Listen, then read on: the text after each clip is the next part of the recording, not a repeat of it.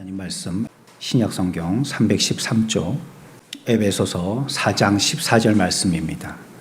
이는 우리가 이제부터 어린아이가 되지 아니하여 사람의 속임수와 간사한 유혹에 빠져 온갖 교훈의 풍조에 밀려 요동하지 않게 하려 함이라. 아멘.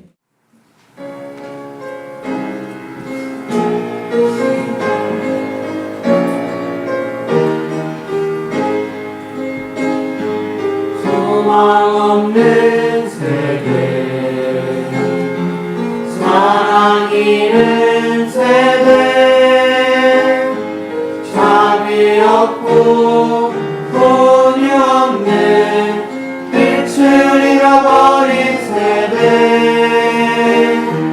귓가에 들리는 소, 세대 본받지 말고 예수님만 남아 복음을 전파하라. 하늘과 온 땅에 권세를 주셨으니 아버지와 아들과 성령의 이름으로 세례를 베풀라. 복음을 전파하라. 볼지어다 주리와 영원히 있으리라.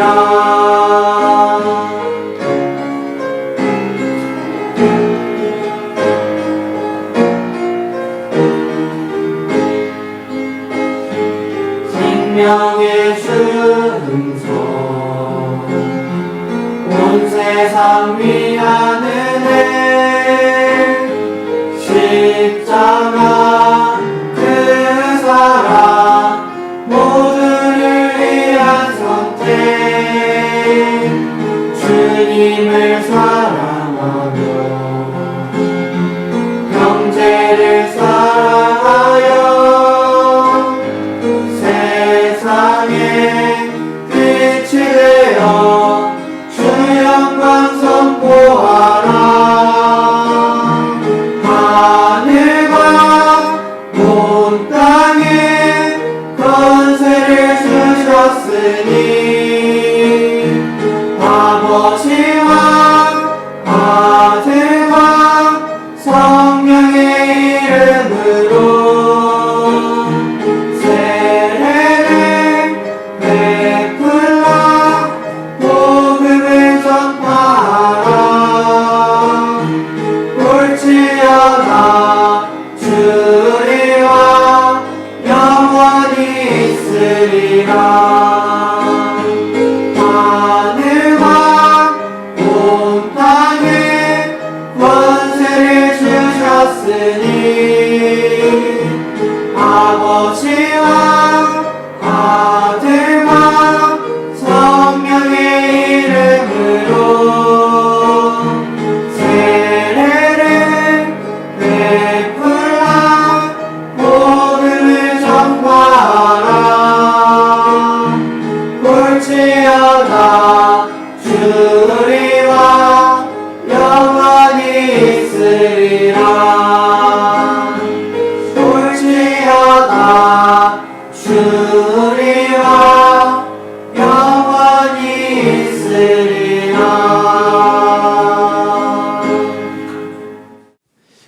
우리는 지금 교회에 대해서 생각하고 있는데요.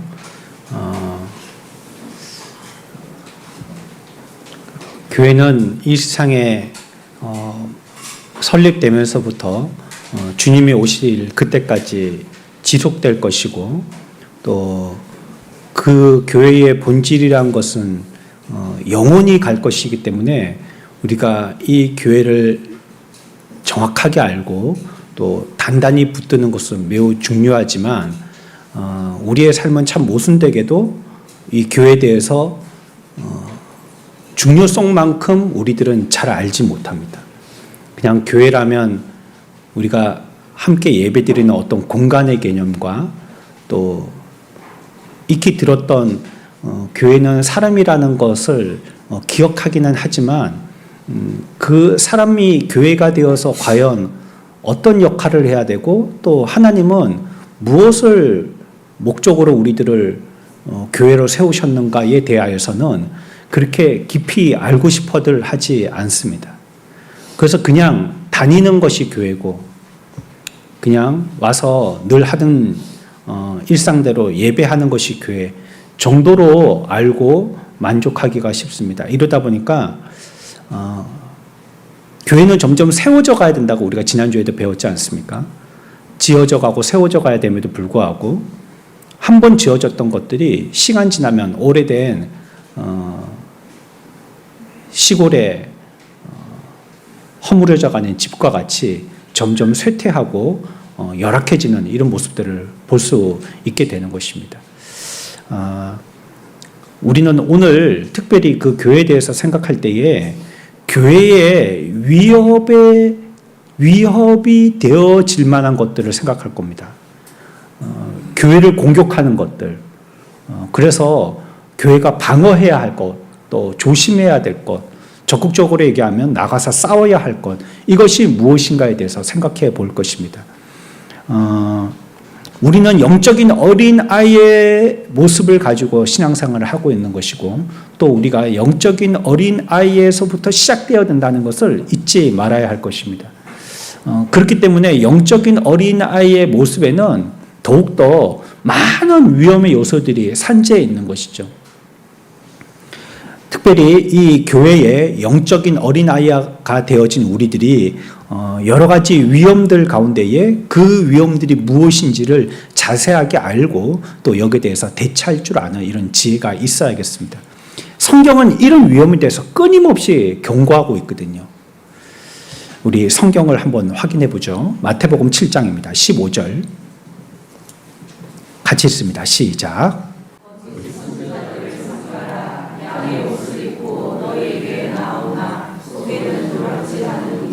아멘.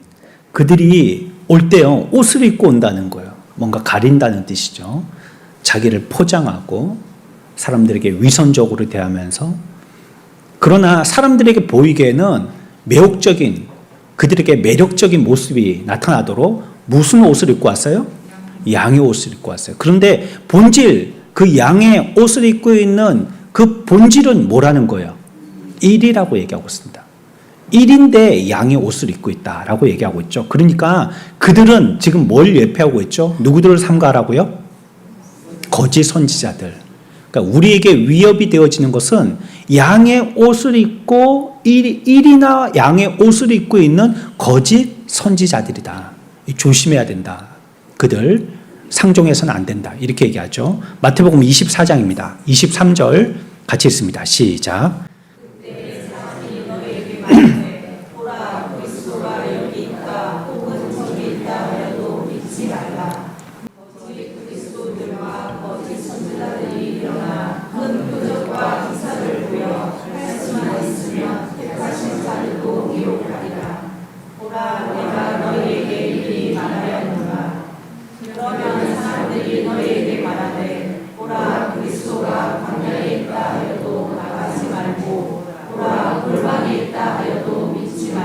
아멘. 이 거짓 선지자들에 대해서 다시 얘기하고 있는데 거짓 그리스도들과 거짓 선지자들이 있는데 이들에게 우리가 미혹될 만한 것은 그들에게 그들이 무엇을 보여주기 때문이라고요? 큰 표적과 또 기사를 보여준단 말이에요. 그냥 평범하거나 묻혀있다면 모르겠지만 뭔가 자꾸 나타나는데 그게 비범하다는 것입니다. 예사롭지 않다는 거예요. 표적도 기사도 보여주니까 저 사람이 무엇인가 있는가 보다 하고 그 사람에게 자꾸 끌리게 되어지죠. 그래서 사람들은 그 사람들이 있는 곳으로 이렇게 저렇게 쓸려다닌다는 거. 어떨 때는 광야로도 쓸려갔다가 어떨 때는 뭐 골방으로도 쓸려갔다가 여기저기 쓸려간다라고 얘기하고 있습니다. 여하튼 마태복음에서 우리들에게 얘기하고 있는 것들은 누구를 삼가라는 거예요? 거짓 선지자들, 이런 자들을 삼가라는 것입니다. 이 말을 계속하고 있다는 것은 다시 강조하지만 이러한 위험에 우리들은 노출되어 있다는 걸 얘기하는 것입니다. 그런데 이런 말들 오늘날 듣고 싶지 않습니다. 듣고 싶어 하지 않아요. 뒤에 가서 또 말씀드리지만 오늘날 교회의 문제 가운데 하나가 무엇이냐면 부정적인 것은 얘기하지 않으려고 한다는 것입니다. 왜냐하면 전부 다 불편해들 하니까. 부정적인 것은 복 얘기하고 은혜 얘기하고 성공 얘기하고 회복 얘기하고 사랑 얘기하고 이럴 때는 전부 다 환호하지만 불편한 것, 우리에게 아킬레스건과 같은 우리 가운데 있는 죄악의 요소들, 이것을 하나씩 꼬집을 때에는 그걸 너무 몸서리치면서 싫어한다는 거예요. 그런 반응을 서로 알기 때문에 조심하고요. 그것은 이렇게 구렁이 담 넘어가듯이 비껴가죠. 바울은요, 그의 서신들 속에서도 언제나 이 경고합니다. 무슨 경고요? 거짓 선지자들 경계하라는 경고요. 그래서 바울의 서신들의 특징들이 무엇이냐면 그 서신들 가운데는 계속 싸웁니다. 바울의 서신은 특히. 물론 논쟁이죠.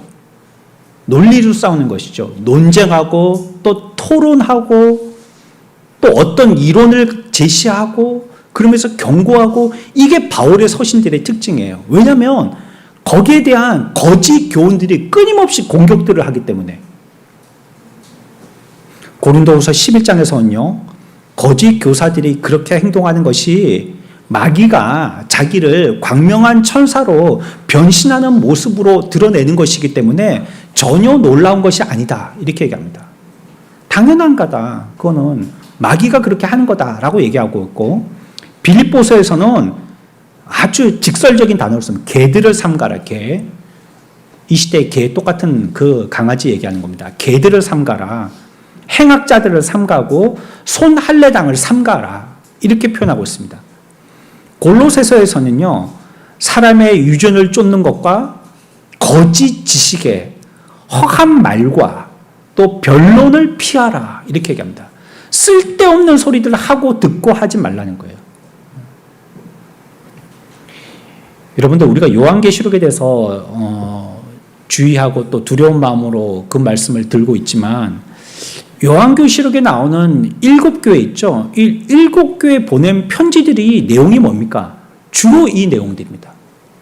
뭐예요? 거짓 선지자들 조심하라는 겁니다. 이 잘못하면 처음에는 칭찬 들었다가 뒤에 망한다. 조심해라는 거예요. 그러니까 교회가 한 번 세워졌다고 영원히 건실하지는 않다는 거예요. 물론 여기서 저항력을 가지고 우리 스스로가 자정할 수 있고 힘을 길러서 맞서 싸울 수 있을 만한 힘을 우리가 갖추고 있다면 능히 오히려 더 강한 군대로 더 강한 교회로 거듭날 수 있겠죠. 그러나 우리가 여기에 대해서 부주의하게 되어진다면 또 여기에 대해서 대비하지 않는다면 세워졌던 교회도 모래성과 같이 일순간에 허물어질 수 있다는 겁니다. 신약 성경도 그렇다라고 생각되어져요. 주님이 이루신 이 구속의 사업에 대해서 거짓 교사들이 들어와서요. 그들에 의해서 잘못되도록 우리들을 호도할 수 있는 위험이 있는 거예요. 자꾸 거기에 대해서 공격을 하는 것입니다. 그러니까 내가 말하고 있는 주님이 말씀하고 계시는 그 말씀 정신 차려서 잘 듣지. 거짓 선지자들이 얘기하는 공격과 그들의 사탕 발린 말, 또 정로에서 어긋나게 되어지는 호도된 말, 이런 말들을 계속 경계하라고 깨닫도록 하시는 말씀이 신약 성경에 다다라고 해도 과언이 아닙니다. 반대에 대해서 그들의 원수들에 대해서 우리들은 적극적으로 임해야 된다. 이거 알아야 된다라고 얘기하는 것이죠. 그래서 오늘 말씀에서도 그렇지만 이런 내용들이 나와 있는 하나님의 말씀들은 주로 어떻게 얘기하고 있냐면 매우 직설적으로 얘기합니다. 돌려까기 이런 거 안 해요. 바로 얘기합니다. 바로. 그리고 그 표현들도 굉장히 격렬하게 얘기합니다. 강한 표현들을 써요.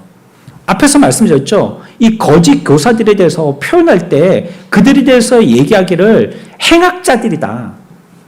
나쁜 놈들이다 이 뜻이죠. 개들이다. 개들이다.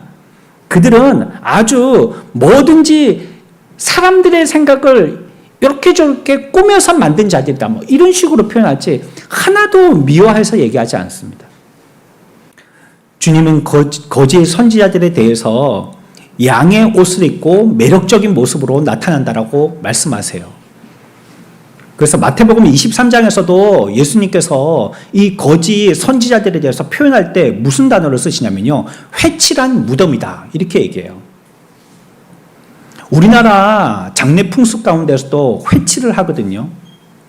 가끔 파묘 같은 거 할 때 무덤 속에 있던 시신이 미라가 되어지는 이러한 장면들을 가끔 우리나라에서도 목격이 되어집니다. 그 조선시대 시신이 이제 다른 데로 이장을 하려고 파묘를 해보니까 그 안에 시신이 미라가 되어 있는 거예요. 그렇게 되는 이유가 우리가 석회칠을 해서 그렇습니다.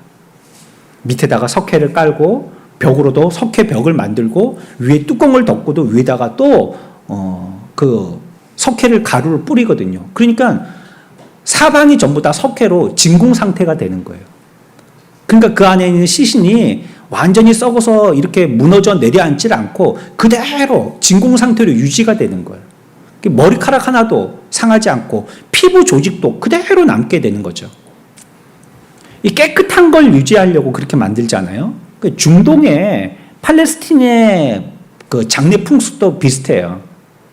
대신에 그들은 안에다가 회칠을 하지 않고 밖에다가 회칠을 하죠.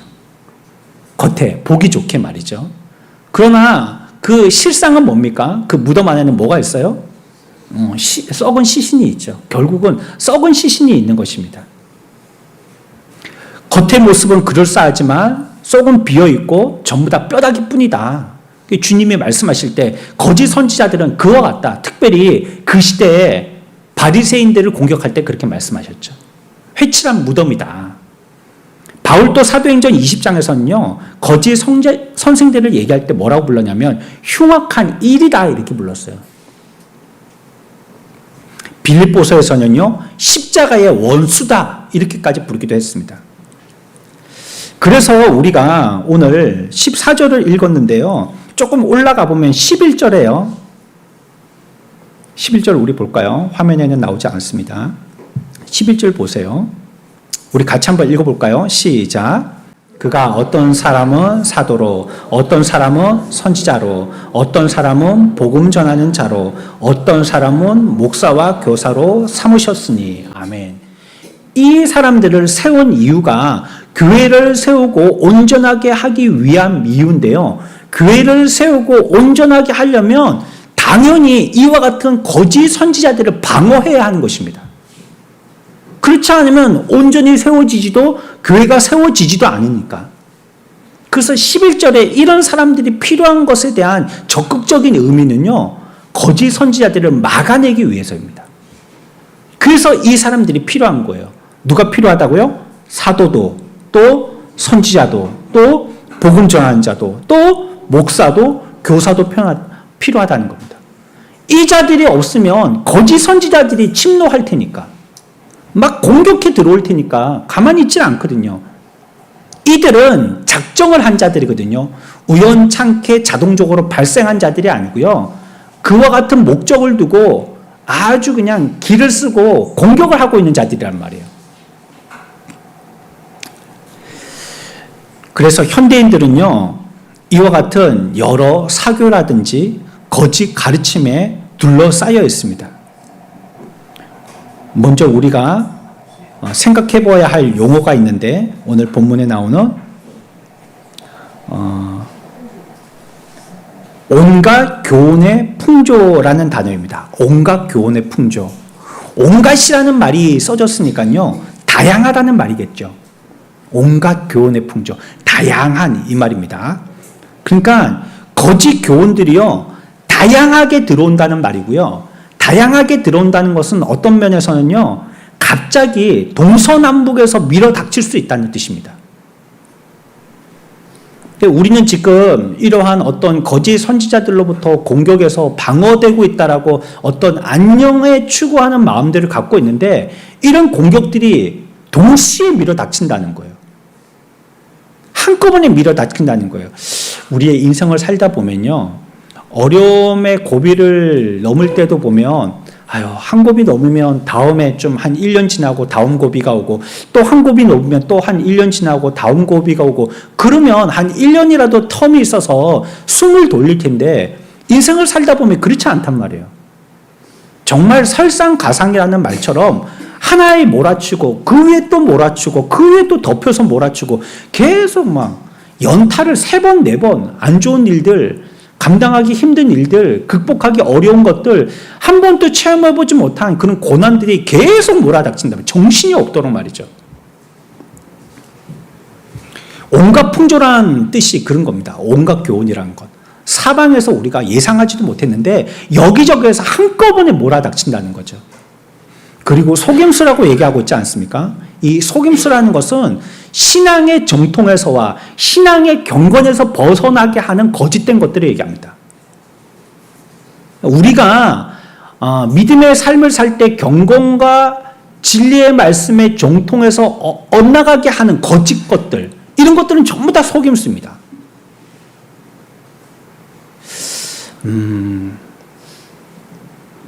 간혹이요, 간혹 교회 학교 같은 데에서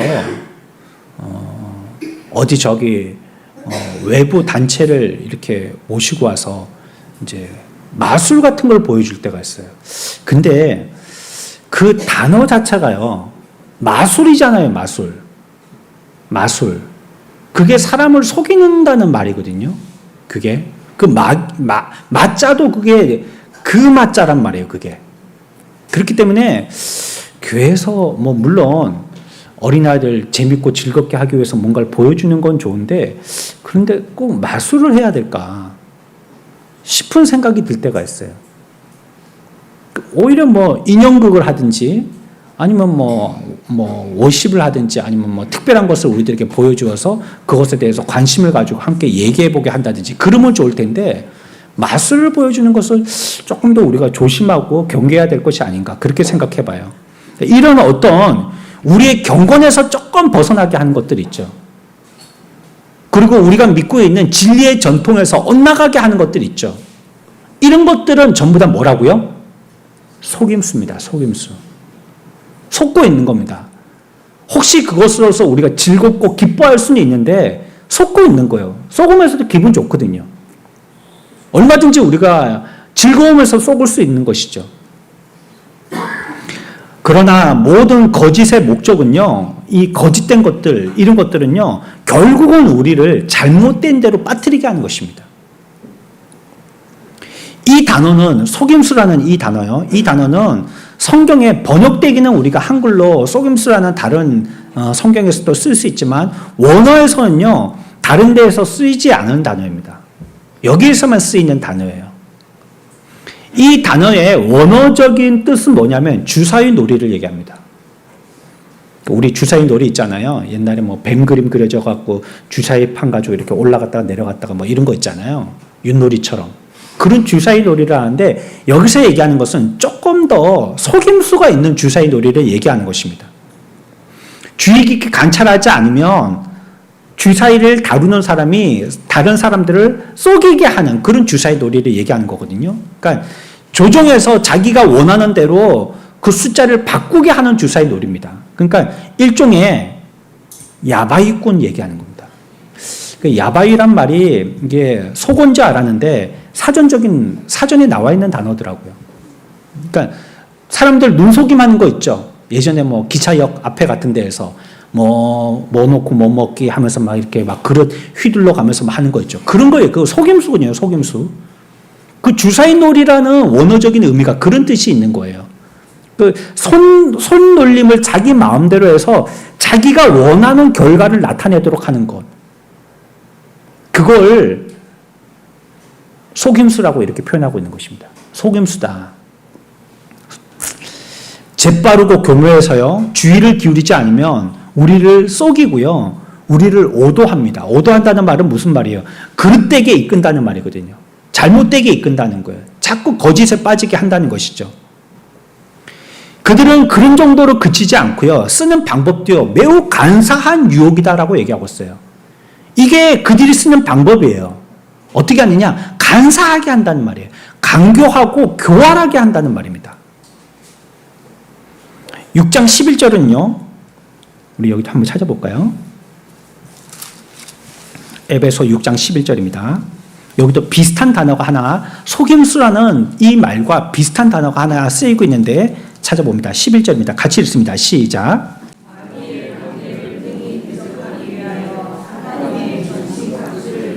마귀의 뭐라고요? 관계. 이 단어도 중요한 단어입니다. 비슷한 말인데요. 이 말은요, 맹수가요, 짐승 자기 먹이를 잡아먹으려고 숨어서 기다린다는 뜻입니다. 이게 관계입니다. 그러니까 야생동물들의 특징은요, 야생동물들을 사냥할 때 그 막 뛰어가는 뭐 멧돼지나 뭐 뛰어가는 뭐 톰슨 가젤이나 뭐 이런 것들을 잡을 때 그냥 포수들이 총을 쏘지 않고요, 가끔 가다가 그 짐승들이 가지고 있는 특이한 소리를 포수가 내요. 뭐 오리 소리를 낸다든지, 아니면 뭐 멧돼지 소리를 낸다든지, 뭐 아니면 사슴 소리를 낸다든지 꽥 하고 소리를 낸단 말이에요. 그러면 이 동물들이 뛰어가다가요 멈칫합니다. 그리고 뒤를 돌아봐요. 자기가 안전한지 그렇지 않은지, 이 소리가 어디에서 나고 있지 싶어갖고 경계하면서 뒤를 돌아봐요. 그때 빵! 하고 쏘는 겁니다. 잠시 멈칫할 때. 그러니까 초식 동물들은요, 가다가 자기가 안전한지를 자꾸 확인해요. 뒤를 자꾸 돌아본단 말이에요. 계속 막 5km, 6km를 그냥 줄다름 치질 않아요. 가다가 서서 보고, 가다가 서서 보고, 자꾸 어깨너머로 본단 말이에요. 그런데 여기서 얘기하고 있는 관계라는 것은 마치 맹수들과 같이 타이밍, 그 공격의 타이밍이 올 때까지 천천히 계속 냉정하게 뒤돌아보지 않고 끊임없이 뒤쫓는다는 뜻이에요. 이거는 섰다 가다 뒤돌아봤다가 옆에 봤다가 앞에 봤다가 이렇게 하지 않고 지속적으로 그 먹잇감을 향하여서 계속 은근하게 따라간다는 뜻이에요. 그게 관계예요. 그러니까 이 말이 좀 무섭죠? 계획이요, 잘 짜여졌다는 뜻이기도 해요. 그래서 신중하고 계획하고 체계적이고 그런 개념으로 쓰여져 있는 말이 이 관계라는 뜻이에요. 그러니까 우리는 그 사탄 마귀가 우리를 조직적으로 또 완벽하게 짜진 어떤 계획의 비무장으로 직면하고 있다는 뜻입니다. 우리는 지금 평안하고 안녕을 누리면서 살고 있는 것 같지만 관계 가운데 살고 있다는 걸 깨달아야 된다는 거예요. 사탄 마귀는 우리들을 맹수처럼 계속 따라오면서 노리고 있다는 거예요. 근데 그게 굉장히 조직적이고 체계적이고 계획적이라는 거예요. 우연히 그 사람을 만나서 그 얘기를 듣는다든지 갑자기 덜컹 어떤 일들이 벌어졌는데 그렇게 우리는 그렇게 느끼지만 마귀는 그렇게 행하지 않았다는 거예요. 이 사건을 일으키려고 10년 전부터 준비했다는 뜻입니다. 오늘 내가 이 마음을 품게 해서 하나님의 거룩과 정통에서 벗어나도록 하기 위해서 5년 전부터 시나리오를 쓰고 있었다는 뜻입니다. 내가 이때 자칫 잘못된 판단을 해서 신앙에서 나락으로 떨어지도록 하기 위해서 1년 전부터 작당을 하고 있었다는 뜻이에요. 그러니 우리가 여기에 대해서 경계하지 않고 주의하지 않으면 백발백중 다 떨어지는 거죠. 어떻게 그걸 우리가 이길 수 있겠어요? 전혀 대비도 하고 있지 않은데 우리는 그냥 둥실둥실 잘 흘러가고 있다고 생각하고 있는데 갑자기 그런 일 닥치니 내가 대비도 하지 않았어요. 알지도 못했어요. 강교라고 생각해보는 단어도 없었어요. 그러니 그건 쓰러지는 게 뻔한 거 아니겠어요? 당연히 쓰러질 거 아니겠어요? 그래서 이 단어는요, 이 거짓 교사들이 얼마나 간사한가를 얘기하고 있는 거죠. 엄청나다. 그들은 강교 가운데 있다. 속임수를 쓴다.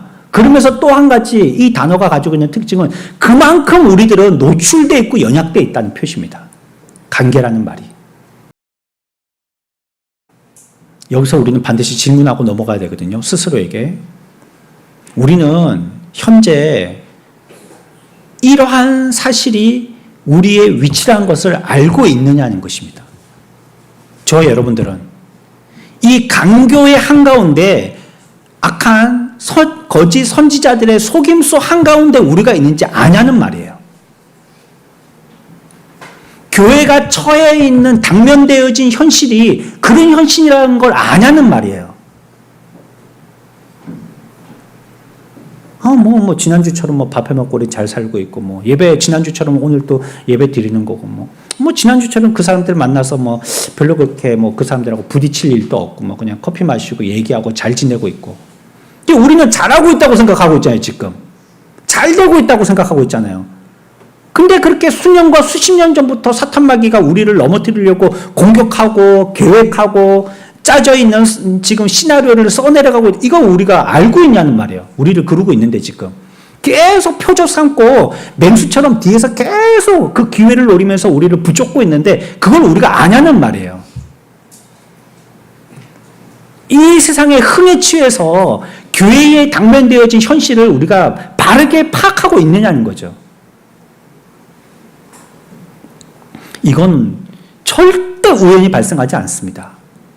거짓 선지자들과 거짓 교훈은요, 절대 우연찮게 들어오거나 마주치지 않습니다.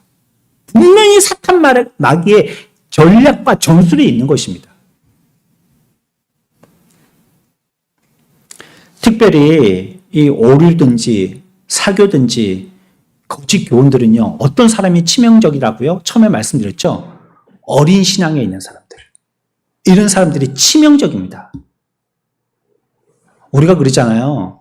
어른들은 세상에 살면서 감기도 걸리고 모기도 물리고 머리다 보니까 스스로 면역력이 조금씩 물리고 또 감기 걸리고 그럴 때 머리 아프고 긁고 그러니까 간지럽고 그렇지만 조금 지나면 이게 조금씩 면역력이 조금씩 올라간단 말이에요. 그러면 아이들은 이제 태어나서요. 그런 게 잘 없단 말이에요. 그리고 이제 엄마 뱃속에서 나와가지고요. 1년, 2년 지내고 나면요. 엄마한테 받았던 거, 그것도 이제 다 거의 없어지고 말거든요. 그럴 때 뭔가 병균이 들어가면 이 아이들에겐 치명적이 되잖아요. 저항력이 없으니까. 그래서 어린아이가 나자부터 한 3살, 4살까지 줄기차게 뭐 합니까? 보건소 데리고 다니면서. 예방주사 맞추잖아요. 그래서 그때 맞추는 거죠. 안 그러면 두고두고 맞춰도 될 텐데 말이에요. 그때 딱 면역력 떨어질 때 그때 위험한 거거든요. 그땐 저항할 수 있는 힘이 없으니까 애들이 그러니까 미리 조금 저항력을 만들도록 하기 위해서 조금만 균을 살짝만 넣어주는 거예요. 그래서 속에서 만들어내라고. 속에 지금 없으니까. 그러니까 이런 부분에 대해서는 내가 어린 아이와 같다는 심정을 가지고 조심하고 살펴야 됩니다. 언제든지 공격받을 수 있고 나는 지금 공격받을 수 있고가 아니라 공격 가운데 있다는 것을 깨달아야 된다는 것이에요. 특히 어린 그리스도인들은요. 성경의 권위와 주님의 위격과 대속과 여러 가지 기독교 신앙의 필수적인 면들을 의심하게 하는 자들로부터 공격받습니다. 거짓 교훈은 언제나 잘 조직되어 있고요. 또 특별한 열심을 내는 특징들이 있어요. 그 거짓 교훈을 가르치는 자들을 보면요. 얼마나 헌금들이 많이 모이고요. 또 그들도 얼마나 일사불란하게 잘 모이고요. 뭔가 참여할 때도 얼마나 어마어마한 숫자가 참여하는지 몰라요. 이런데 그들은 굉장히 열심들을 갖고 있어요. 누가복음 16장입니다. 누가복음 16장 8절 같이 읽읍시다. 시작.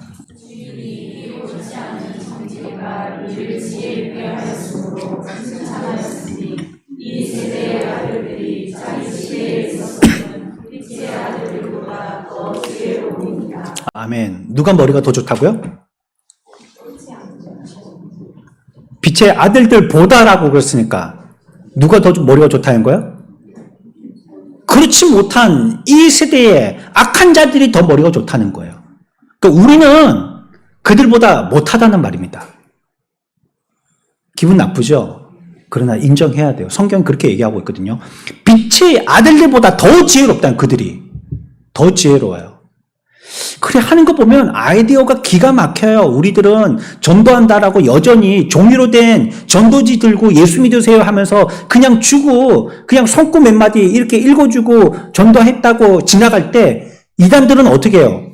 태블릿 PC에다가요 영상을 보여준단 말이에요. 그리고 그 미디어를 얼마나 잘 활용하는지를 몰라요. 야, 저런 게 다 있어, 저런 법을. 그게 좀 기분 상하면서, 야, 저런 거 굉장히 효과적인데? 우리가 탐낼 정도로요. 그들이 훨씬 뭐 하기 때문에요? 지혜롭기 때문입니다. 지혜로워요, 그들이. 지혜로워요. 거짓 교사들은요, 숨어서 기다리거든요. 굉장히 조직적으로 운동을 하고, 계획하고, 민첩하고, 열심 있고, 정력적입니다. 놀라운 솜씨를 발휘하고요, 그걸 수행하죠. 지금까지 세상에서 수행되어진 놀라운 계획 가운데서요, 마귀가 에덴 동산에서 아담과 하와에게 행한 것, 이런 걸 보면요, 그 마귀의 그 술수가 어떻다는 것을 분명히 알 수 있습니다. 결국은 하와가 넘어지게 만들었지만요, 하와가 넘어질 때도요, 큰 죄를 짓는다고 생각한 게 아니거든요. 신천지 이단들은요, 복음에 대한 바른 메시지가 전달되는 것을 하와가 선악과를 먹은 것이라고 얘기합니다. 그러니까 신천지에 있는 사람들을 결속시키기 위해서 이제 이탈하려고 하는 사람이 있죠. 신천지에서 이탈하려고. 그래서 뭐 정통교회 가서 설교를 들었다든지 아니면 어디 인터넷을 통해서 신천지가 나쁜 거다 이런 내용의 기사를 봤다든지 이런 걸 접했을 때 하와가 선악과를 먹은 것이다라고 비유 들면서 설명을 해요. 죄가 들어온 것이다. 근데 그건 거꾸로죠. 거꾸로. 여하튼 그 형태를 보면요, 하와 한 사람이 목적이 아니었단 말이에요, 사탄은. 결국은 뭡니까? 아담도 넘어갔죠? 하와 아담이 넘어가니까 온 인류가 넘어갔죠? 온 인류가 넘어가니까 결국은 어디에 치명적입니까? 하나님께도 치명적이 된단 말이에요. 그래서 사탄의 목적은요, 사람 넘어뜨리는 게 아니다. 하나님을 공격하는 겁니다. 사탄의 목적은.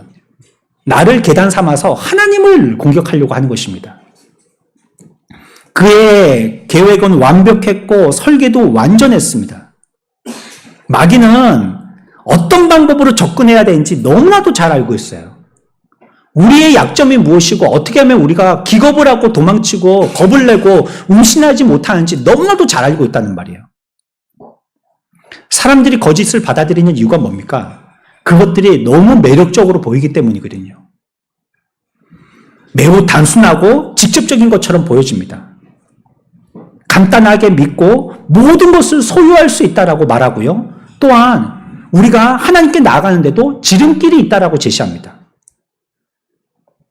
나를 위해서 모든 것을 해준다라고 얘기하죠. 그것이 절대적으로 나를 위한다는 거예요. 간단히 죄 고백만 한다든지 내 영혼은 간단히 교회에 맡기기만 하면 내 신앙은 자동적으로 구원을 얻게 된다라고 가르친다는 거예요. 그럴듯하죠. 매력적이죠. 그래서요, 이런 거짓 교훈과 모든 오류들에서 지금까지 이 시대가 벗어나지 못하고 있고 한국교회와 온 세계교회가 공격당하고 있는 것입니다. 그런 매력적인 면이 있기 때문이죠. 우리가 이런 속임수를 갖다가 간파하려고 할 때 이 거짓 교훈에서 언제나 변치 않는 특징 하나가 있는데 그걸 알아야 되는데요. 그들이 공격할 때 이 거짓 교훈의 특징 가운데 하나가요, 주 예수 그리스도의 영광에 대해서 계속 공격한다는 거예요. 그걸 탈취하려고 한다는 겁니다. 그러니까 예수 그리스도 깎아내리려고 한다는 것이에요. 우리가 읽었던 본문의 14절에도 다시 보면 속임수를 설명할 때 뭐라고 설명하고 있냐면 14절, 이는 우리가 이제부터 어린아이가 되지 아니하여 어떤 속임수요? 사람의 속임수라는 거예요. 이게 포인트입니다. 속임수가요, 포인트를 어디에 맞추냐면 사람에게 맞춘다는 거예요. 이게 조금 더 놀라운 것이 아니죠. 왜냐하면 거짓 교훈들 속에는 어떤 형태로든지요, 인간을 강조하거든요. 인간. 이거 얼마나 기분 좋은 겁니까? 우리를 위해 주니까. 나를 위해 준단 말이에요. 사람을 위해 준단 말이에요. 그러니까 말씀에 나에게 자꾸 공격적인 말씀이든지 도전적인 말씀이 된다든지 그런 것들이 우리가 진료하지 않는 것이 나를 위한다라고 생각하지 않기 때문이거든요. 그러나 우리가 편하게 받을 수 있는 안녕이든지 평안이든지 위로라든지 사랑이든지 그건 쉽게 받아들인데요. 이거는 얘기가 전해질 때에 나를 위한다라고 생각하거든요. 자꾸 속임수는요, 너를 위해라, 너를 위해라, 그렇게 얘기합니다. 사람과의 경쟁 관계가 있을 때도 너를 위해라, 저 사람 위하지 말고, 너를 위해라, 손해보지 말고, 널 위해라, 자존심 상하지 말고, 네 자존심 세워야 될 거 아니야, 널 위해라. 교회가 무슨, 교회는 여기저기 다 있는 거고, 널 위해라, 너부터 살아야지, 널 위해라. 뭐 2판 4판이다 뭐 우리 한번 해보자. 널 위해라. 이왕 싸우면 벌어진 거고 널 위해라. 너 집도 우리 집 위해라. 쓰레기 남의 집 앞에다 갖다 놓고 널 위해라. 너 위하는 게 잘하는 거지 뭐. 사탄마귀의 거짓 속임수는요 끊임없이 나를 위하게 합니다. 여러분들 그건 경고라고 생각하셔야 됩니다. 다시금 강조하지만 내가 쓰고 있는 단어들 가운데서도 나라는 단어, 나, 내, 나의 이런 말들이 자꾸 나오면요. 그거 위험 신호입니다. 여러분들이 말하는 걸 휴대폰으로 녹음시켜서 한번 들어보십시오. 어떤 단어들이 주력인지. 그 가운데 내가 드러나는 말들이 있다면요. 살짝 속임에 빠질 가능성이 굉장히 많은 사람입니다. 마귀는 끊임없이 나를 위하라고 하거든요. 그거 부딪히는 거, 아니, 그거 왜 나 기분 나쁘게, 너 위해, 그거. 너 기분 나빠도 돼. 당연히 기분 나쁠 필요 있는 거야, 그건. 너 위해. 이렇게 자꾸 얘기한단 말이에요. 그러니까, 이거 나를 위하는 거니까. 그러니까 그건 옳은 것이라고 생각한단 말이죠. 그래서 성경은 속임수는요, 사람의 속임수라는 거예요. 날 위하게 한다는 거예요. 이들이요, 예수님을 부인하지 않습니다. 그렇게 미련하지 않아요. 예수님도 부각해요. 그런데 너도 손해보지 말라는 거예요. 예수 믿는 거 알겠는데 너도 미련하게 니는 죽고 예수님만 살고 그러지 말라는 같이 살으라는 거예요. 근데 그렇게 됩니까? 예?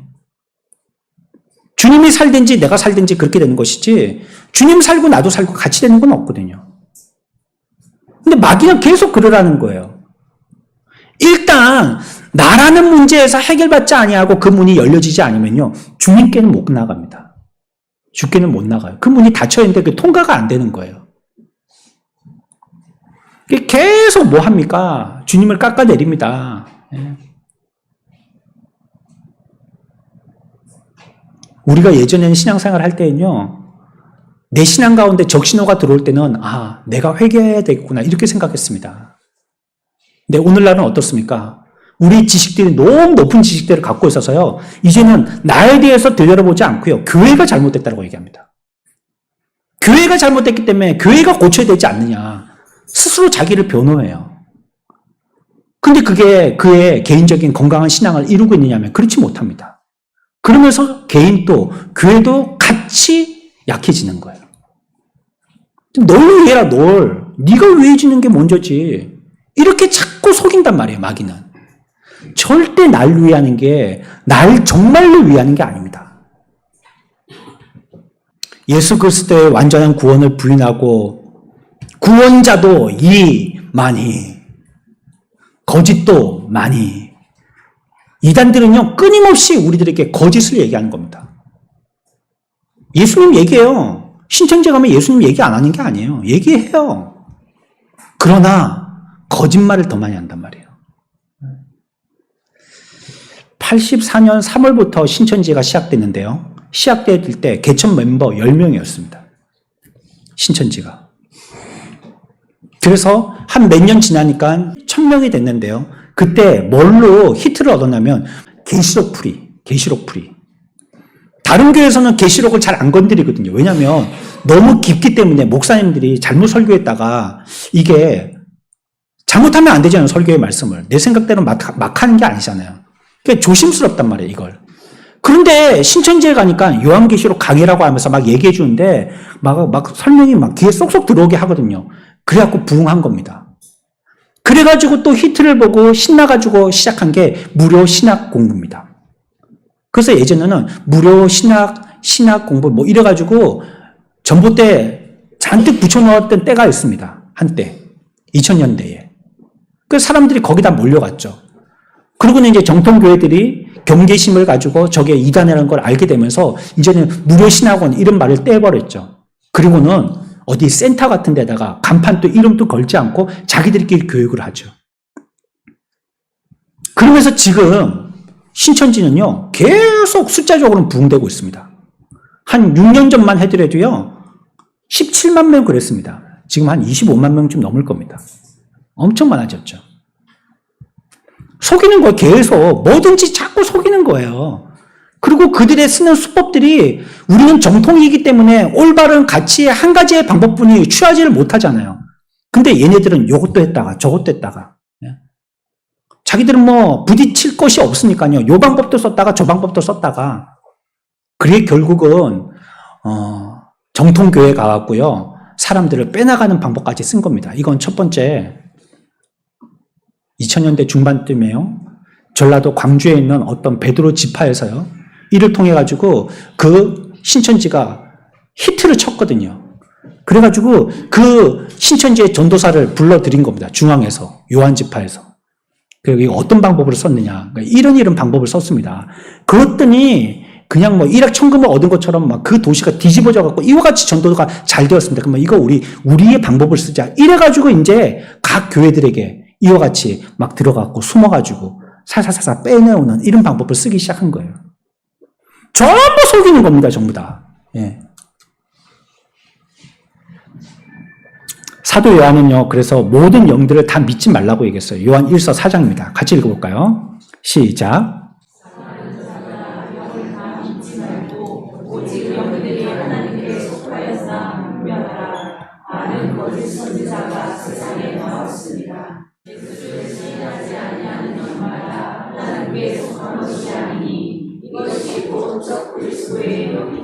아멘. 그러니까 예수님을 어떤 위치에 두느냐를 보면요. 그들이 2단인지 3단인지 알 수 있다는 거예요. 그들이 생각하는 예수 그리스도의 위치가 어디냐는 거예요. 그러니까 그리스도가 필수적인 존재가 아니고 중요한 분도 아니고 유일한 분도 아니라고 가르친다는 거예요. 그들은. 그러니까 주님이 완전하지 못하시기 때문에 그걸 보충할 수 있는 완전한 또 다른 계시자가 나타났다. 뭐 이런 식으로 얘기한다든지 아예 주님이 실패자다라고 얘기한다든지 아니면 예수님과 함께 쌍벽을 이룬 또 다른 선지자라고 얘기한다든지 이런 식으로 얘기한다는 거예요. 그러니까 예수님의 수준을 끌어내리는 거죠. 그렇게 하면서 인간과 사물들을 갖다가 예수님보다 더 크게 보게 하는 겁니다. 인간이 더 크게 보게 하고 물질이 더 크게 보게 만드는 것이죠. 그래서 오늘날 우리는 이 거짓 교훈을 마땅히 배격하고 반대하고 있는지 우리는 자문해 봐야 됩니다. 반대하고 부정적인 견해를 가질 필요가 없고 진리에 대해서 우리들은 힘있게 긍정적인 면만을 얘기하면 된다라고 하는 시대에 살고 있습니다. 왜 일주일에 한 번 예배 드릴 때 좋은 얘기하지 부정적인 얘기하냐고. 허구 많은 얘기들 중에서 왜 그런 얘기하냐고. 그래서 더욱더 설교를 못하는 거예요. 그런 설교를. 부정적인 얘기를 못하는 거예요. 아니 우리가 바른 진리에 서서 바르게 믿기만 하면 되지 굳이 잘못된 걸 잘못했다가 꼬집을 필요가 있냐. 지들끼리 알아서 하라고 냅두자. 이게 오히려 이단과 거짓 선지자들을 더 확산시키는 계기가 됐다는 거예요. 한국교회가 그랬거든요. 뒷짐지고 우리나 잘 믿으면 되지 뭐 이렇게 얘기했다는 거예요. 오늘날 신학자들이 해야 될 게 뭡니까? 이런 거 파내는 겁니다. 일반 목사들은 공부의 면에서나 시간의 면에서나 이런 부분들이 열악하거든요. 근데 신학자들은 그게 일이시잖아요. 잠은 깨가지고 성경 읽고 신약 서적 가지고 연구하고 교리적으로 분석하는 게 그분들의 일이잖아요. 그래서 교단에서 이단 대책위원회 같은 데가 있어갖고 거기 신학자들이 모여가지고 그 이단들이 어떤 생각을 갖고 있는지 그들의 교리는 무엇인지를 파내야 되는 거예요. 그리고 보통 교회들에게 그 지교회들에게 그걸 다 알려줘야 되는 거예요. 우리들도 그렇습니다. 나도 보호돼야 되지만 나와 같이 지류에 있는 사람들 다 같이 보호되어지려면 이걸 알아야 돼요. 비판할 줄 알아야 돼요. 거짓 선지자들이 횡행하고 있고 지금 끊임없이 우리들을 갖다가 속임수로 강개하게 우리를 공격하고 있다는 것을 알아야 돼요. 우리가 지금 허리띠 풀고 주님 어서 오시옵소서 하고 감나무 밑에서 입만 벌리고 있어서는 안 된다는 거예요. 나중에 감 떨어져도 먹을 사람이 아무도 없게 된다는 말이에요. 현대 교회가 이처럼 능력을 상실한 것도요, 주님과 성경과 같은 입장을 취하지 않고 긍정적인 말만 하고 있기 때문입니다. 비판에 대해서 책임을 회피하고 싶기 때문이에요. 그 결과 성도들이 잘못된 것을 만날 때 경계하고 비판하지 않고요, 어떤 부분에서는요, 그런가 보다 하고 인정한다는 거예요. 아, 저 사람들은 그냥 그들의 종교니까 그렇게 하는가 보다. 아, 그 사람들은 그들의 나름대로의 민속 신앙이니까 그렇게 하는가 보다. 이렇게 하고 그냥 냅둔다는 거예요. 곧 거짓 교훈자들을요, 돕는 결과인 것이죠. 거짓 교훈자들을 비판해야 된다는 것을 모르는 것입니다. 우리는 자신감에 차서 있지만 맹수가 살금살금 다가와서 나를 먹잇감 삼고 있다는 이 사단의 강교한 술책을 알지 못합니다. 저들의 잘못을 들추어내고 부정적이 된다는 것은 유쾌한 일이 아니죠. 그렇지만 영혼을 조금이라도 크게 생각하고 책임을 느낀다면 우리는 꾸짖고 나무라야 되는 것입니다. 이단자들에 대해서나 거짓 선지자들이나 거짓을 얘기하고 가르치는 것에 대해서 우리들은 그냥 뒷짐지고 뭐 알아서 하겠지 하고 그냥 가만히 태어나게 있어서는 안 된다는 것이. 우리는 거기에 대해서 분명하게 우리의 태도를 취해야 되고 분명한 반응을 보여야 된다는 것입니다. 우리는 더 이상 어린아이가 되지 아니하여서 사람의 속임수와 간사한 유혹에 빠져 온갖 교훈의 풍조에 밀려 요동하지 말아야 된다라고 얘기하는 것이 성경의 주장입니다. 그리고 오늘날 교회가 교회됨에 바로 세워질 수 있는 특별한 방법이기도 한 것입니다. 우리의 앞뒤에는요, 우리의 전후에는요, 우리가 아까 읽었던 것과 같이 온갖 교훈, 사방에서 둘러싸서 우리들을 어떻게든지 넘어뜨리려고 한다는 것입니다. 어떻게든지 나를 쓰러뜨리고 우리 교회를 쓰러뜨리고 또 주 예수의 영광을 넘어뜨리려고 하는 이런 공격들이 계속적으로 진행되고 있다는 것입니다. 우리는 잠들어 있어서는 안 되겠고요.